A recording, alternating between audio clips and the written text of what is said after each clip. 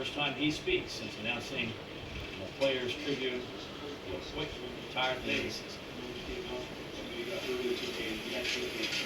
I mean, you know, I've known for a while, right? And I've always said, if anything changes, then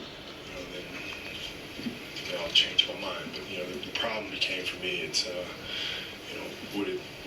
what does that really mean? I mean, a decision like this, you can't make that decision based on outside circumstances. It has to be an internal decision. And finally, I just had to accept the fact that I don't want to do this anymore.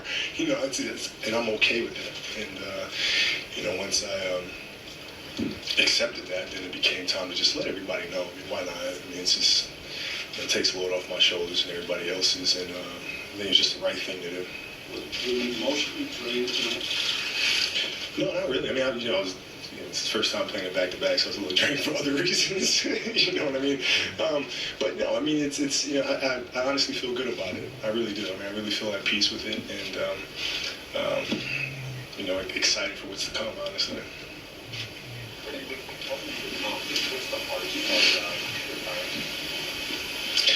Honestly, I don't know. I mean, it's tough to say now. I think that question becomes a lot easier to answer when training camp comes around next year, and I'm not there.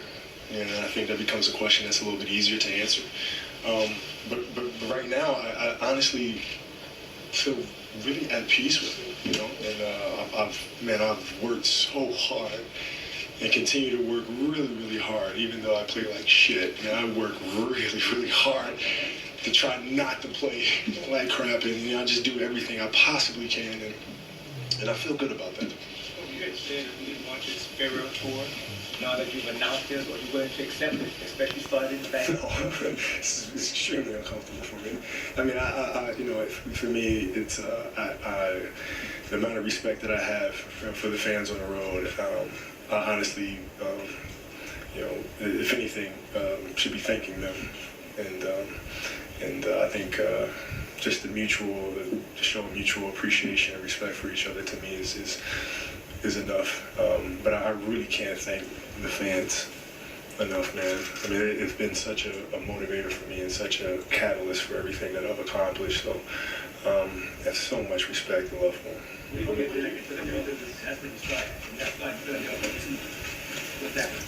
It's going to be beautiful. It's going to be beautiful. I mean, so much of my game was developed in Philadelphia. And Lower Marion High School with Coach Downer and playing in the Sunny Hill League, and so many of the great coaches playing at Tustin Playground and Ardmore Playground and all these things, and just so many great memories there. And then it's going to be a very, very special moment.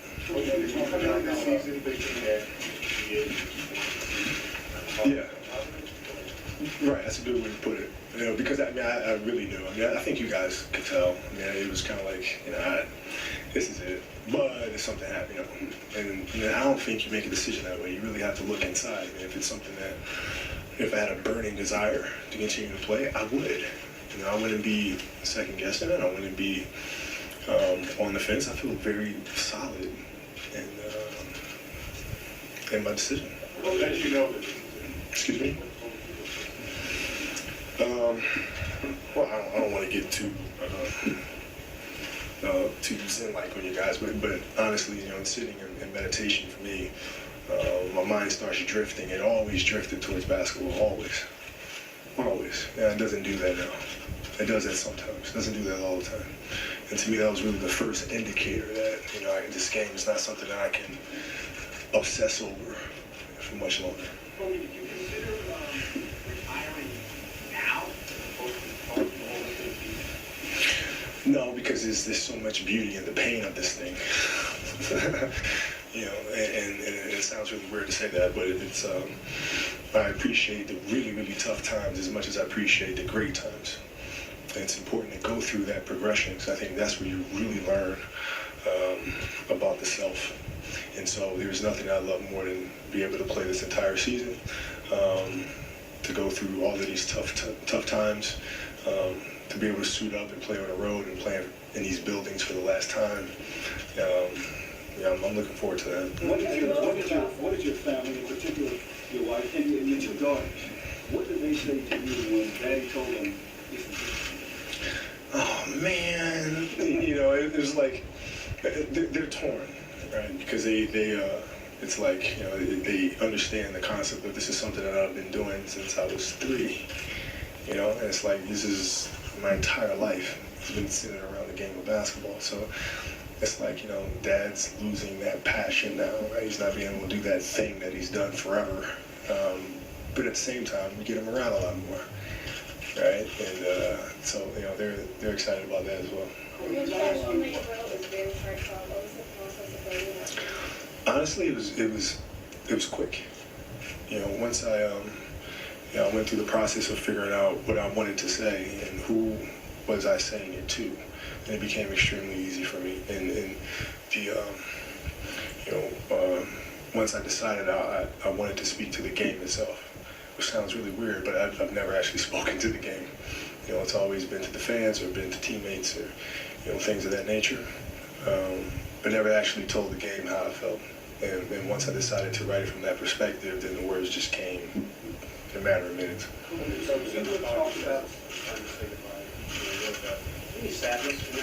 No, beauty.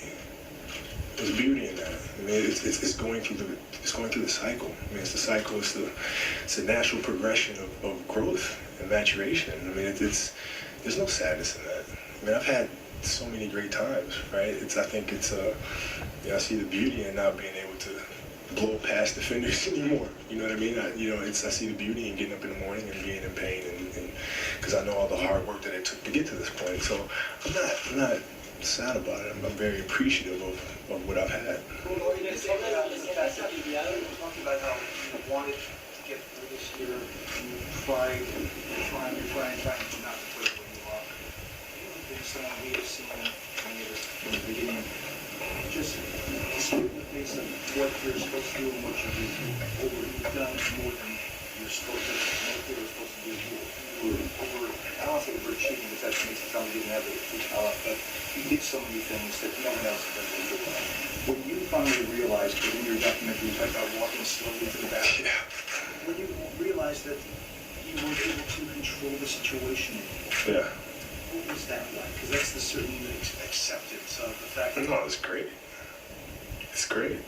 You know, because I continue to push. You know, I continue to try. You know what I mean? That never stops. You know what I mean? So it's like, you know, guys, I mean, I weight train in the morning. I stretch 3 times a day. I go home tonight, I'll stretch again. I'll ice bath again. You know, I'll get up in the morning, I'll weight train again before the plane, right? So, I don't quit. I mean, I keep pushing and see if I can figure this damn thing out. You know what I mean? And that's just, that's who I am. I would never just capitulate to it, right? I accept it, I understand it, and I'll try to figure out how to get around it, and I'll try my best, and I'll keep on going, man. Sí, poquito, sí. Sí. Ahora me siento muy relajado, ¿no? Puedo jugar el campeonato con mucho más divertimento en mi corazón. Describe por favor el momento donde tomas esta decisión en la meditación y cuando te llegó que ya es momento de anunciar. Me sentaron así. Sí.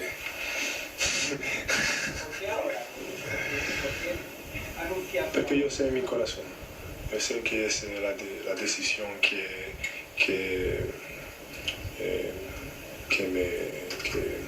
quiero, es la decisión razón. Y no quiero empezarlo ahora, ¿no? Quiero jugar con toda mi fuerza, quiero jugar en Filadelfia, las otras ciudades, con mucho amor. Quiero decir a todas las ciudades gracias para todo y así me puedo divertir un poquito con el campeonato. No, triste no. Un poquito de orgullo, ¿no?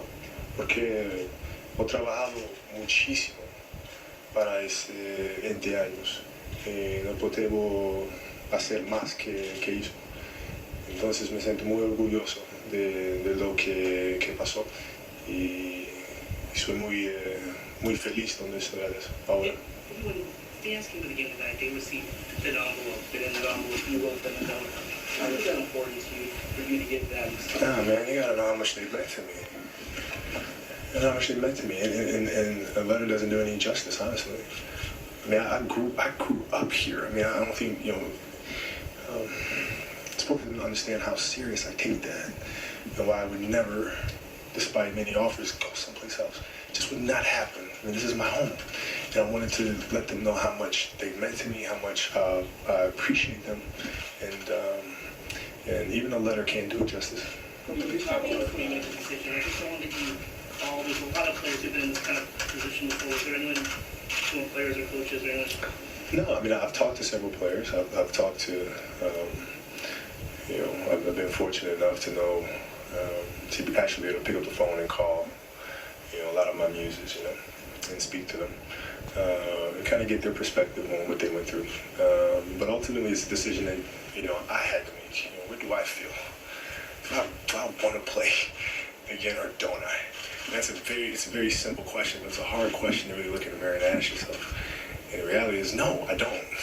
So why belabor it?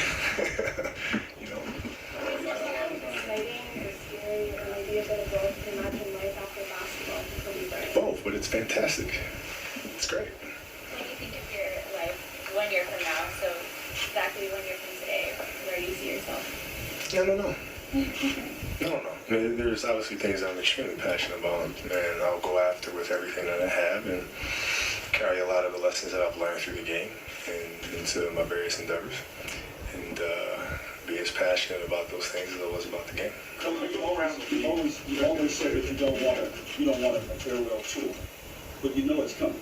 You know the gifts and the praise and all these things are going to come to you wherever you go from now on. Is it possible that the cool and calm and cold and Kobe Bryant can be breaking down to tears? It's not going to happen on the court. Ain't going to happen there, man. But I mean, if I said, I wasn't getting a little emotional about it, I'd be lying. It's a little different when you know internally this is it, and then when you actually voice it, it's out there. So it's just a certain level of finality to it that adds a little more. But the coolest thing is the messages that I receive from other players. Right? And they say, thank you for the inspiration, thank you for the lessons, for the mentality. And those things are the things that honestly mean the most to me. And it's that respect from the peers that you just really, there's nothing in the world that can top that.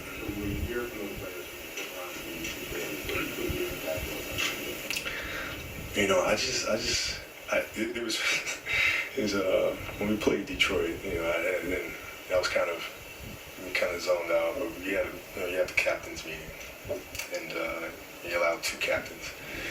And so I go up there and there's Andre Drummond, and you have the other captain, and there was another player up there, and I couldn't see because he was kind of behind Andre Drummond. And the official goes, you can't have 3, you only allowed to have 2. And oh no, I just wanted to shake his hand. I couldn't see him. He was behind Andre Drummond. I just saw his hand come from around Andre, and I shook it. But it's in Portland, Dame Lillard, Cullen, those guys, James Hardens, the Kyrie Irvings, the Durants, these players that I speak to, and they call me frequently with questions and things of that nature. That means more to me than anything else. And I think the impact, the mentality, the aggression, the work ethic.